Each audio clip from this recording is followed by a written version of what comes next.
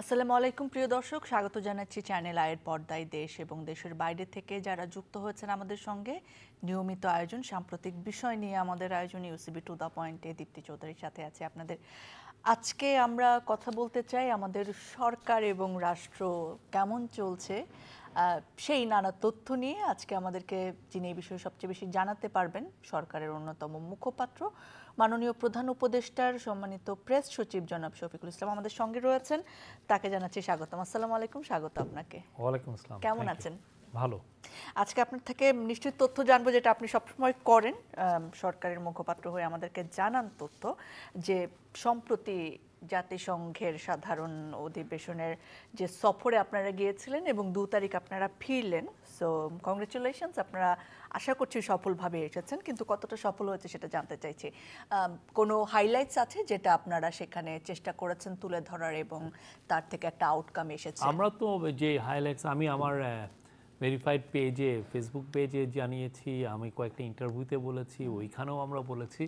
আমাদের তো অনেকগুলো অ্যাচিভমেন্ট ছিল। প্রথম অ্যাচিভমেন্ট হচ্ছে আমরা পুরো বিশ্ববাসীকে জানাতে চেয়েছি যে বাংলাদেশ একটা ডেমোক্রেটিক ট্রানজিশনের একদম শেষ পর্যায়ে আছে, এবং এই জন্য চিফ অ্যাডভাইজারের সাথে 6 জন লিডিং পলিটিশিয়ান ছিলেন, তারা তার সাথে ছিলেন। তাহলে মেসেজটা যাচ্ছে যে এইটা হচ্ছে আমরা কারেন্ট গভর্নমেন্ট এবং ফিউচার গভর্নমেন্টে কারা আসছে, এবং আমরা যে একটা সামনে ইলেকশন হচ্ছে ফেব্রুয়ারিতে, তারপরে এই পলিটিশিয়ানরা, not that these are the parties which, মানে যেই পার্টি জিতুক না, মানে পলিটিশিয়ানদের হাতে আমরা পাওয়ার হ্যান্ড ওভার করে।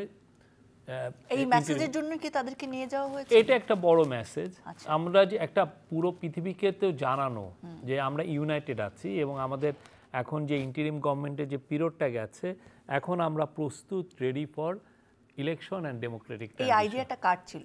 এটা তো চিফ অ্যাডভাইজার ইনভাইট করেছেন পলিটিশিয়ানদেরকে, কারণ আমরা তো অ্যাকচুয়ালি তো আমরা হ্যান্ড ওভার, এই ইন্টারিম গভর্নমেন্ট হ্যান্ড ওভার করবে পাওয়ার কার কাছে? পলিটিশিয়ানদের কাছেই তো। তারা পলিটিক্যাল গভর্নমেন্ট, তারা যে জিতবে ইলেকশনে তারা গভর্নমেন্ট ফর্ম করবে। তো সেই জন্য চিফ অ্যাডভাইজার এই ওনাদেরকে ইনভাইট করেছেন এবং তারা রেসপন্ড করেছেন পজিটিভলি। Very nice. সো এই যে মানে সফর সঙ্গী এটা একটা হচ্ছে, এটা ছিল একটা, আরো কয়েকটা ইয়ে ছিল। আরেকটা ছিল হচ্ছে পুরো পৃথিবীর কাছে আমাদের একটা সাপোর্ট চাওয়া। বড় বড় লিডার, প্রফেসর ইউনূস 10 জনের উপরে ওয়ার্ল্ড লিডারের সাথে কথা হয়েছে বিভিন্ন দেশে, যে আমরা একটা ইলেকশন করতে যাচ্ছি, আমরা এইটা যাতে আমরা ফ্রি ফেয়ার পিসফুল করার জন্য যে ধরনের সাপোর্ট তাদের আমাদের দরকার, সেইটা আমরা চেয়েছি। ইউএনের যে চিফ, উনি সাপোর্ট এবং সলিডারিটি দুইটাই জানিয়েছেন। অন্যান্য যারা বড় বড় লিডার আছেন, নেপালের প্রাইম মিনিস্টারের সাথে কথা হয়েছে, ফিনল্যান্ডের প্রেসিডেন্টের সাথে কথা হয়েছে, পাকিস্তানের প্রাইম মিনিস্টার, ভুটানের প্রাইম মিনিস্টার, এদিক দিয়ে আলবেনিয়ার প্রেসিডেন্ট, কসোভোর প্রাইম মিনিস্টার, এদের সাথে সহ ইউএন এজেন্সিগুলো যারা আমাদের সাথে আমাদের ডেভেলপমেন্টের সাথে ওতভাবে জড়িত, সবার কাছে একটা ভালো সাপোর্ট পাওয়া গেছে। ইলেকশনের বিষয়ে সবাই জানতে চেয়েছে। অস্ট্রেলিয়ান প্রাইম মিনিস্টার, এইগুলোতে আমরা একটা খুব ভালো একটা সলিড একটা সাপোর্ট পেয়েছি। আপনাদের সঙ্গে তারপরে ইউএস অফিসিয়ালদের সাথে কথা হয়েছে। হ্যাঁ, আর একটা হচ্ছে যে রোহিঙ্গা নিয়ে প্রফেসর ইউনূস একটা প্রথমে ক্ষমতা দায়িত্ব নেওয়ার পরেই রোহিঙ্গা নিয়ে অনেক কাজ করছিলেন। সেটার একটা আমরা বলবো যে একটা বড় একটা হাই লেভেল মিটিং হয়েছে ফর দি ফার্স্ট টাইম। এটা প্রথমবারের মতো একটা মিটিং হলো রোহিঙ্গা নিয়ে। এইটায় রোহিঙ্গা লিডাররা, again this is the first time Rohingya লিডাররা তাদের যে সমস্যা, তারা কিসের মধ্যে দিয়ে যাচ্ছে, তারা যে দশকের পর দশক পারসিকিউশনের শিকার, এটা ওরা জানিয়েছে। আর চিফ অ্যাডভাইজার একটা 7 দফা একটা পথরেখা দিয়েছেন কিভাবে এই ক্রাইসিসটা আমরা শান্তিপূর্ণ সমাধান করতে পারবো। এবং অ্যাট দ্য সেম টাইম আমরা ওই ইয়েতে একটা মোবিলাইজিং ফান্ড একটা ইস্যু ছিল, কারণ আপনারা জানেন রোহিঙ্গাদের জন্য ফান্ডটা কমে আসছে। রোহিঙ্গাদের জন্য প্রতি মাসে $1.5 কোটি লাগে, তাদের খাদ্য সংস্থান করা, তাদের বাসস্থান এবং তাদের হেলথের বিষয়গুলো দেখা। তো এই $1.5 কোটি তো সবাই তো মানে অনেকে আগের বছরগুলো কেউ দিয়েছে, ইদানিং এটা শর্টফল পড়ছে। সেটার জন্য ফান্ডের জন্য এক ধরনের মোবিলাইজেশন ছিল। সেইখানেও আমরা $9.60 কোটি, প্রায় $10 কোটি এর আমরা প্রতিশ্রুতি পেয়েছি। মানে এটা হচ্ছেই। তো এটা একটা ছিল। আর একটা হচ্ছে যে অন্যান্য দেশের সাথে যে মিটিংগুলো ছিল লিডারদের সাথে, তাদের সাথে আমাদের কত নিবিড়ভাবে ইকোনমিক সম্পর্ক বাড়ানো যায়, নতুন মার্কেট কিভাবে আমরা ওপেন করতে পারি। এবং বিশেষ করে আলবেনিয়া এবং কসোভো, তারা ইস্ট ইউরোপিয়ান নেশন, তাদের যেটা হয়েছে যে তারা ইউরোপের সাথে ইন্টিগ্রেটেড হওয়ার কারণে তাদের লোকজন আরও রিচার কান্ট্রিতে চলে যাচ্ছে, তো তাদের মধ্যে একটা ম্যাসিভ পপুলেশন ডিক্লাইন হয়েছে। তো তারা বাংলাদেশের থেকে প্রচুর skill labour.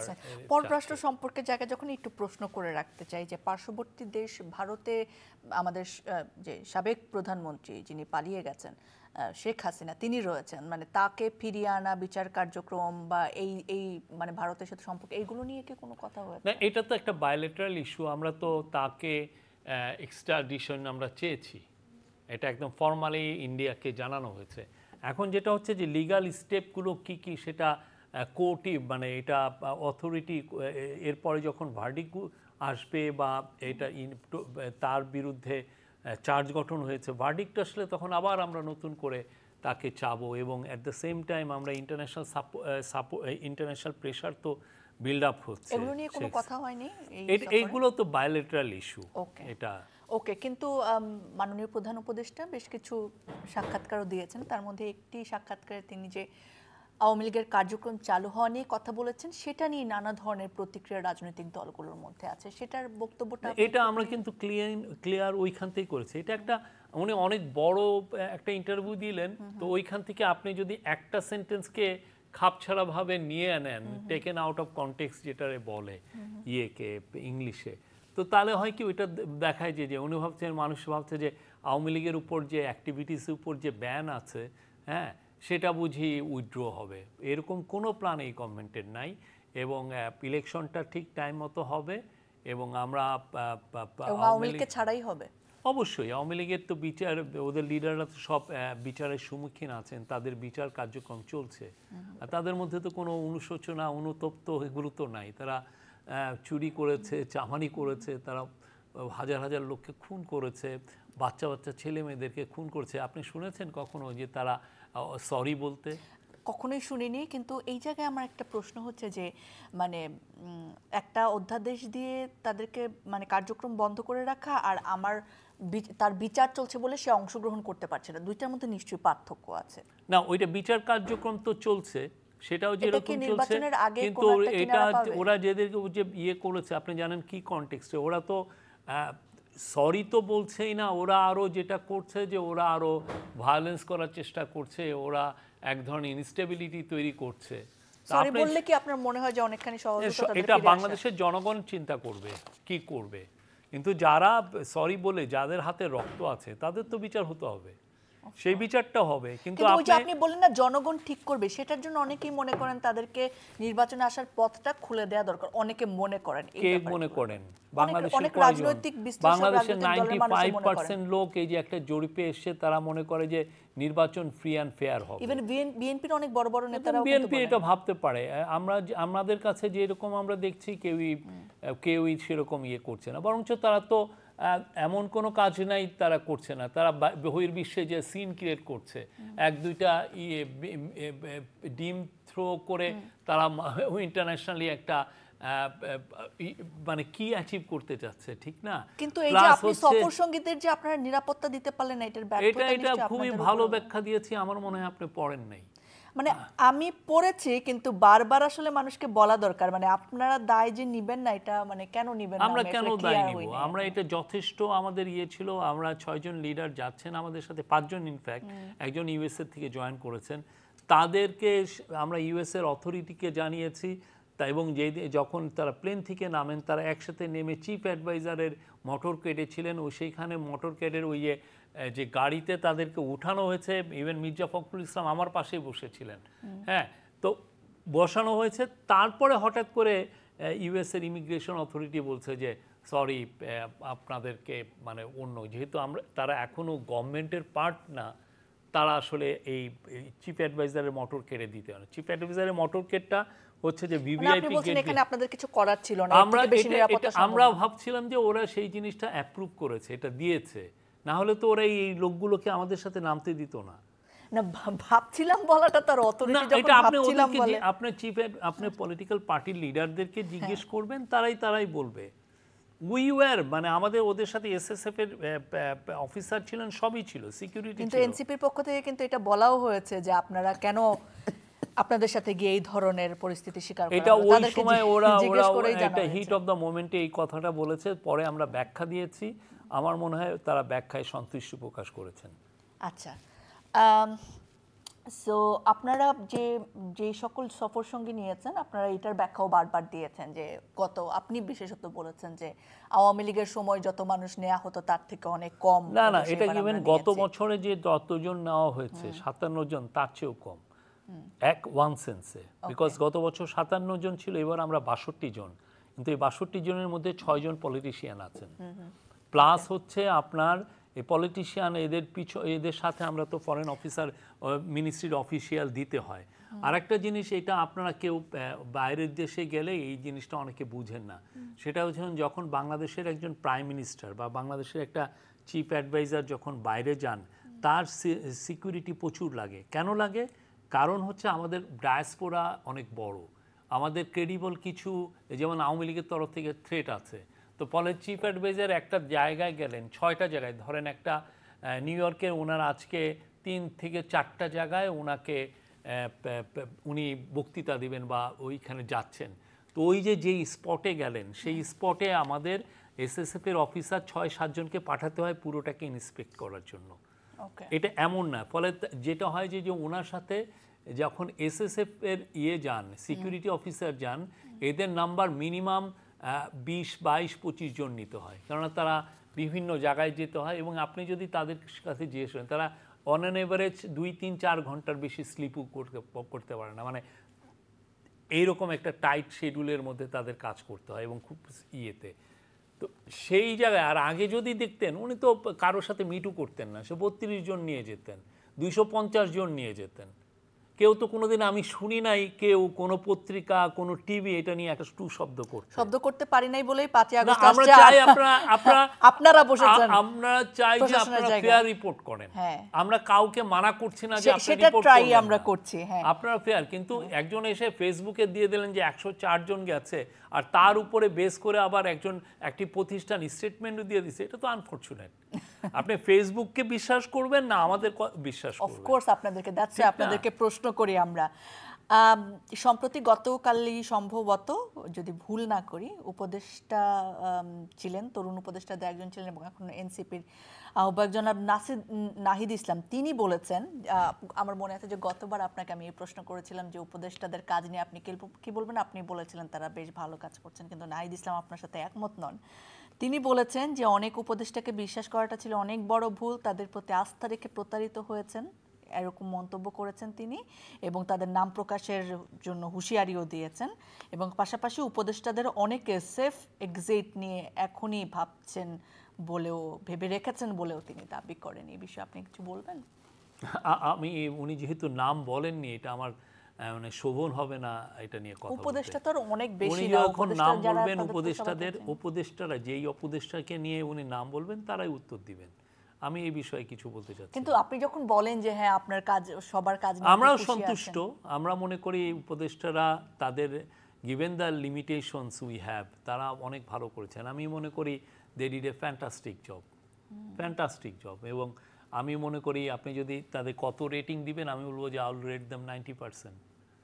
O my God, মানে এটা নিশ্চয়ই অনেকেই একমত হবেন না। যাই হোক, সেফ এক্সিটের কথা আপনারা ভাবছেন কি না? সেফ এক্সিটের কথা ভাববেন, ওরা তো ভালো পারফর্ম করছেন। সেফ এক্সিটটা কি? আমি তো মনে করি যদি নেক্সট যে পলিটিক্যাল গভর্নমেন্ট আসবে, তারা দে উইল বি মানে আরো খুশি হবে যদি ওনারা এদের কারো সার্ভিস নিতে চান।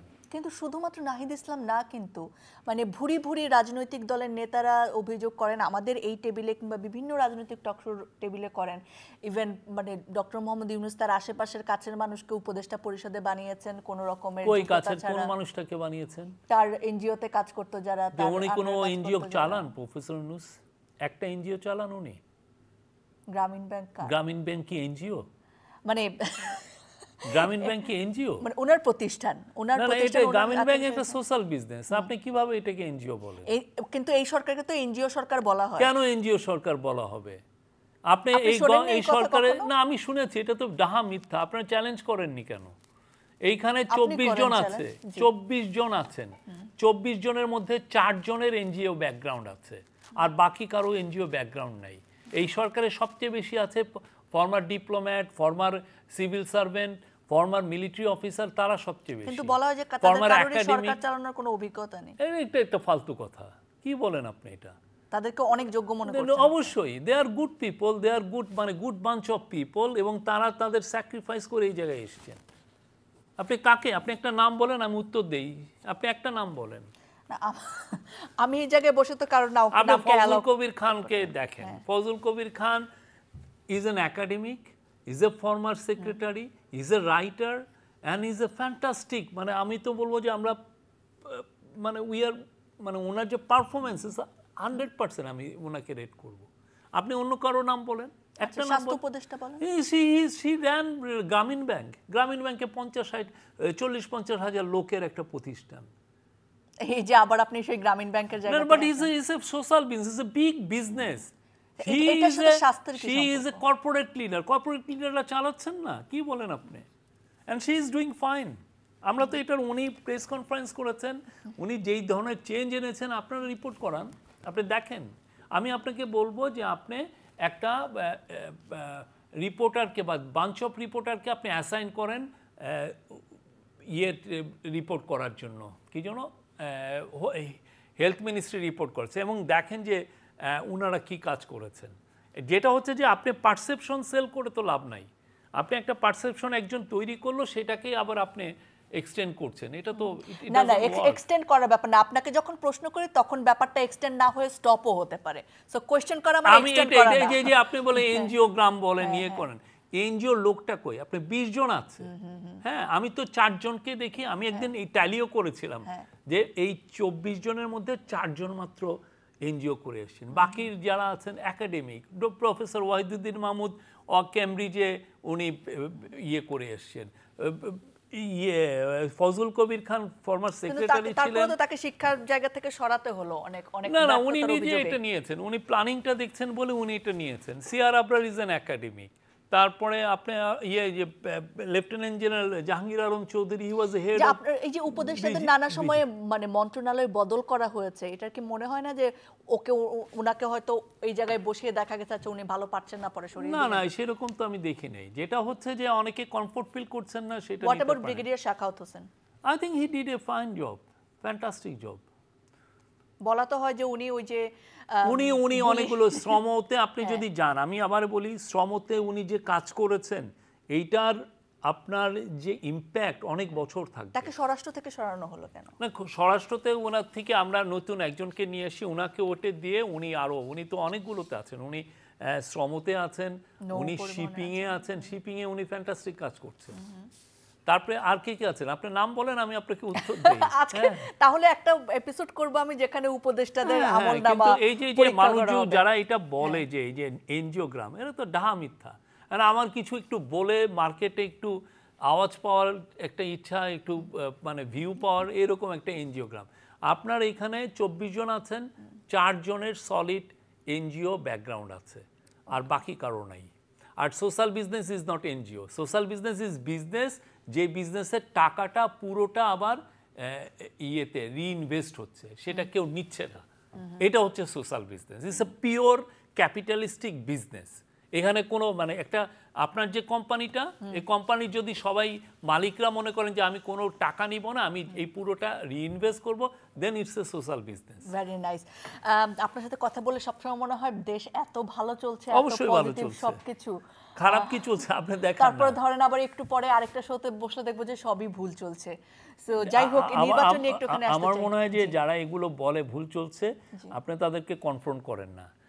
স্ট্যাটিস্টিক্স আমরা যেটা করি, আমি আপনাকে বলি, আমরা যথেষ্ট স্ট্যাটিস্টিক্স নিয়ে দাঁড়ায় আপনার সামনে আসি, যে না আমার এই স্ট্যাটিস্টিক্স, আমি 200টা স্ট্যাটিস্টিক্স এনে আপনাকে বলতে পারবো যে আমার দেশ ভালো চলছে। ওকে, সো একটুখানি নির্বাচন নিয়ে আসি। নির্বাচনের মধ্যে এখন সবচেয়ে বেশি আলোচিত ব্যাপার হচ্ছে পিআর সিস্টেম হবে নাকি আমাদের যে নর্মাল যে আসন ভিত্তিক সেই জায়গাটাতে হবে, এবং একটি বড় গোষ্ঠীর লোক বলছেন যে পিআর হতেই হবে। সো এই জায়গাটা নিয়ে কি বলবেন, এটা সমাধানের জায়গায় কি আসে? আজকে আপনি দেখছেন তো, আজকে এটা নিয়ে অলরেডি আমার মনে হয় ব্রেক থ্রু আছে। আপনি আজকে নিউজগুলো ফলো করেন, আজকে পলিটিক্যাল পার্টিগুলো এই বিষয়ে একটা এসছে, তারা মনে করছেন যে যাই ইস্যু আসুক এটা একটা রেফারেন্ডামে দিবেন, তারা একটা গণভোটে দিবেন, তখন বাংলাদেশের মানুষ এটার ডিসাইড করবে না। ইটস এ ফ্যান্টাস্টিক মুভ আমি মনে করি। এতে যেটা হলো যে জুলাই চার্টার নিয়ে যে আনসার্টেনটি কিছু কিছু কেউ কেউ বলছেন, আমরা কিন্তু কোনো সময় এটা আমাদের এই ধরনের আশঙ্কা ছিল না, বাট আমরা দেখছি যে দিস ইজ মানে আজকে যে ব্রেক থ্রু এটা বাংলাদেশকে আরও ইলেকশনের দিকে আরও নিয়ে যাবে, এগিয়ে নিয়ে যাবে। ওকে, সো নির্বাচনের জন্য কি কি প্রিপারেশন আসলে সরকার নিয়ে আসলে সরকার নির্বাচনের জন্য 8.5 লক্ষের মতো পুলিশ, মিলিটারি, বিজিবি, আনসার এদেরকে ডিপ্লয়েড করবে, তাদের ট্রেনিং হচ্ছে, ট্রেনিংয়ের কাজ শুরু হয়ে গেছে। আমরা সিকিউরিটি অ্যাপারেটাস কিনছি, বডি ক্যামেরা কেনা হচ্ছে, সব কিছু মিলে, এবং নির্বাচনের যেগুলো নির্বাচন কমিশনের যেই প্রস্তুতি তারাও খুব দ্রুততার সাথে নির্বাচনের প্রস্তুতি নিচ্ছে। আমরা আশা করছি যে at the end of the day নির্বাচন তো করে হচ্ছে জনগণ, পলিটিক্যাল পার্টিগুলো। আমরা মনে করছি যে এই ইয়ের ইলেকশনটা, ন্যাশনাল ইলেকশনটা আমাদের ইতিহাসে one of the best election হবে, that I can tell you. কেন আপনি দেখেন না এই যে দুইটা ইলেকশন হলো, খুবই ছোট ইলেকশন, ডাকসু এবং জাকসু, হ্যাঁ, দুইটা ইলেকশনে একটা ইনসিডেন্ট আপনি দেখেছেন? একটা ইনসিডেন্ট, কেউ কাউকে মারধর করছে, কেউ কাউকে গালি দিচ্ছে, কেউ কেউ আশঙ্কা করছে যে নির্বাচনটা হয়তো ফেয়ার হচ্ছে না, বা এই ধরনের একটা দুইটা ইনসিডেন্ট নিয়ে বলছে। বাট আপনি জেনারেলি দেখেন কেউ যে ওকে যে মারধর, কোনো ধরনের কোনো ভায়োলেন্স নেই, কোনো ইনসিডেন্ট, পুরো শান্তিময়। এটার কারণটা কি? কারণ হচ্ছে পুরো যে স্টুডেন্টরা সবাই একটা ভালো ইলেকশন চেয়েছে, মেয়েরা প্রচুর ভোট দিয়েছে। দেখেন যে না আমি, ফলে যেটা হচ্ছে কেউ কিন্তু ইলেকশনকে রিজেক্টও করতে পারেন নাই, কেউ বের হয়ে বলেন না যে না আমি রিজেক্ট করছি, কারণ আপনার টার্ন আউট তো 80%, আপনি রিজেক্ট করবেন কিভাবে? স্বতঃস্ফূর্তভাবে, উৎসব মুখরভাবে সবাই ইলেকশন দিচ্ছেন। তো ঠিক তেমনি আমাদের পুরো বাংলাদেশে সমস্ত কমিউনিটিগুলো যদি স্বতঃস্ফূর্তভাবে, উৎসব মুখর পরিবেশে তারা যদি ইলেকশনের বুথে যায়, ইলেকশন ভালো হতে বাধ্য, খুব ভালো হবে। গভর্নমেন্টের যেটা কাজ নিউট্রাল থাকা, যেটা আমরা করছি, গভর্নমেন্টের যেটা কাজ সিকিউরিটি এনশোর করা, সেটা আমরা করছি, এবং আমরা মনে করি it will B a fantastic election. So আপনি যদি মানে গভর্নমেন্ট বডিতে না থাকতেন, হয়তো আমি আপনাকে প্রশ্নটা করতে পারতাম যে, বা এখনো হয়তো করতে পারি, যে এই নির্বাচনের যে ধারায় ফলাফল হয়েছে, আপনার কি মনে হয় এটার একটা প্রভাব জাতীয় নির্বাচনে থাকবে? এটা আমি বলবো না, কেননা তাহলে হবে কি, ভাববে যে আমি এই পার্টিকে একটু ফেভার করছি, দরকার নেই। এটার প্রভাবটা থাকবে হচ্ছে পরিবেশগত দিকে, রেজাল্টের বিষয়ে আমি বলবো না, আমি পরিবেশের কথাটাই আপনাকে বললাম যে পরিবেশটা সুন্দর থাকবে। আর একটা কারণ হচ্ছে যে আপনি বাংলাদেশের ইয়াং ছেলে মেয়েরা 15 বছরে ভালো মানে ভোটই দিতে পারেনি, তারাও তো মুখিয়ে আছে একটা ভালো ইলেকশনে, অনেকেই আছেন প্রথমবার ভোট দেবেন। হ্যাঁ, তো এরা সবাই যদি যেটা সোজা বাংলায় বানের জলের মতো যদি ভোট কেন্দ্রে আসে, ইলেকশন ভালো হইতে বাধ্য, ভালো মানে খুবই সুন্দর একটা। আমরা যে ইলেকশনটা অনেক আগে আমাদের যেটা হচ্ছে যে উৎসব মুখর পরিবেশে, আমি আমার বাবার সাথে ইলেকশনে গিয়েছি, ঠিক তেমনি আমি এবার আমার ছেলেও ভোটার, ছেলেকে নিয়ে যেতে চাচ্ছি। দারুণ। এই নির্বাচনে বা এখনো পর্যন্ত তো মাঠে আমাদের সেনাবাহিনী রয়েছেন, এবং এই নির্বাচনেও সেনাবাহিনীর ভূমিকা নিশ্চয়ই থাকবে, সেটা নিয়ে একটুখানি বলবেন? না, সেনাবাহিনী তো স্ট্রাইকিং ফোর্স হিসেবে থাকবে, তারা প্যাট্রোলিংয়ে থাকবে। তা যেতে হচ্ছে তারা যখনই শুনবে যে এই কেন্দ্রে সমস্যা হচ্ছে, সেই সমস্ত জায়গায় দ্রুত বেগে সেই জায়গাটায় যাবে। তারা একদম দাঁড়িয়ে থেকে যে একটা ইলেকশন কেন্দ্রে তারা যে গার্ডের কাজ করবে সেটা না, বাট তাদের প্রেজেন্স সর্বত্রই থাকবে। গত বছর, এর আগের বছরগুলোতে 40 থেকে 60 হাজারের মতো মিলিটারি ট্রুপস ছিল। তো এবছর আমরা যেটা শুনছি যে অ্যাটলিস্ট 80,000 থাকবে, বাট ওরা আরও আমাদেরকে কেউ কেউ বলেছেন এটা 1 লক্ষ চিন্তা ভাবনা করছে যে এইরকম থাকার মতো। ওকে, সো একটা বিষয়, যেহেতু এটা সমসাময়িক বিষয়, একটুখানি জিজ্ঞেস করতে চাই যে পার্বত্য অঞ্চলে যে ধরনের একটা অস্থির পরিস্থিতির উদ্ভব হয়েছিল, সেটা নিয়ে একটুখানি জানতে চাই। আমি অনেকেই প্রশ্ন করেছে আমার এই টেবিলে, এবং তারা অনেকেই বলেছেন যে আচ্ছা, আমরা দর্শকদের থেকে বিদায় নিয়ে আমরা চ্যানেল আইয়ের সকল অনলাইন প্ল্যাটফর্মে থাকবো। এই পাহাড়ের অশান্ত পরিবেশ নিয়ে আসলে সরকার কি পার্মানেন্ট কিছু ভাবছে কিনা? অনেকেই বলেন যে পার্বত্য চট্টগ্রাম যে শান্তি চুক্তি সেটা লোক দেখানো ছিল, নোবেল পুরস্কার জয়ের জন্য ছিল বিগত সরকারের, কিন্তু এই অবস্থায় আপনারা কি কোনো ইফেক্টিভ পদক্ষেপ নেবেন কিনা? না, আমরা তো যেটা হচ্ছে যে আমাদের পাহাড়ি ভাই বোন, সমতলের ভাই বোন সবার মধ্যে একটা ন্যায়ভিত্তিক বৈষম্যহীন আমরা সমাজ গড়তে চাই, সেটারই মেসেজ প্রফেসর ইউনূস বারবার দিয়েছেন। আর যে চুক্তিটা হয়েছে 1997-এ, এটা যদি ঠিক কি বেঠিক, এটা কি আবার রিভিউ করা লাগবে কি লাগবে না, সেটা তো একটা বিগ, মানে একটা বড় একটা ডিসিশন, মানে এই সময়ের মধ্যে বিগ একটা পলিটিক্যাল ডিসিশন। ইটস বেটার একটা পলিটিক্যাল পার্টি, বড় যারা ক্ষমতায় আসবে তারা এসে পার্লামেন্টকে ইনভলভ করে এটা নিয়ে করুক, এটা বেটার। ওকে, সো লাস্ট প্রশ্ন আজকের আয়োজনে, সেটা হচ্ছে আবার জাতিসংঘের সাধারণ অধিবেশনে ফিরে আসি। এত বড় একটা মানে মুভমেন্ট যেটা ইউথ লেড ছিল এবং বাংলাদেশ একটা নতুন গন্তব্যে এগিয়ে যাচ্ছে, এটা নিয়ে আসলে বহির্বিশ্বের আমাদের প্রতি কি দৃষ্টিভঙ্গি, তারা কিভাবে দেখছেন বাংলাদেশের এই সময়টা? তারা তো মনে করছেন মানে যে বাংলাদেশের এই চেঞ্জটা তা অভূতপূর্ব। এই চেঞ্জটা তো এতটাই অভূতপূর্ব, দেখেন এটার ইম্প্যাক্ট কিন্তু সারা বিশ্বেই পড়েছে। এরপরে দেখেন ইন্দোনেশিয়ায় আন্দোলন হয়েছে, নেপালে তো একটা সরকারি পড়ে অলমোস্ট সেম ওয়ে। হ্যাঁ, সেম ওয়ে। আপনি মরক্কোতে হচ্ছে, এখনও প্রোটেস্ট হচ্ছে, মাদাগাস্কারে দেখেন সেটা হয়েছে। এই যে ইউথ লেট, এই যে বাংলা পুরো ওয়ার্ল্ডের যে ইউথরা যে ভিন্ন রকম ভাবছে, তারা তাদের যে আকাঙ্ক্ষাগুলো বারবার স্ট্রিটে এসে জানাচ্ছে, এটা একটা বড় চেঞ্জ।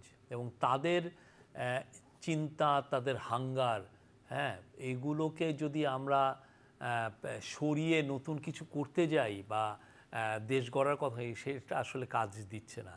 এখন তাদেরকে আমাদের সেন্টার অফ এভরিথিং করতে হচ্ছে। তারা কি চিন্তা করছে, তাদের অ্যাসপিরেশনটা কি, তারা কোন দেশটা চায়, তারা কি ধরনের ডেমোক্রেটিক কালচার চায়, এটা সর্বত্রই এই চেঞ্জটা, এটা এখন সর্বত্রই। এবং এইটার সূচনা বাংলাদেশ হওয়া মানে হচ্ছে যে আমাদের ছেলেমেয়েরা, আমাদের ইয়াং বয়েজ গার্লসরা আসলে ওয়ার্ল্ডকে দেখিয়ে দিল how it has to be done. এইটাই আমাদের প্রাইডের জায়গা, খুব গর্বের জায়গা। অনেক অনেক ধন্যবাদ আমাদের সময় দেওয়ার জন্য। Thank you. ধন্যবাদ প্রিয় দর্শক, আপনারা যারা সঙ্গে ছিলেন। আজকের মতো শেষ করছি ইউসিবি টু দ্য পয়েন্টের আয়োজন। আবার দেখা হবে, আবার কথা হবে। Thank you.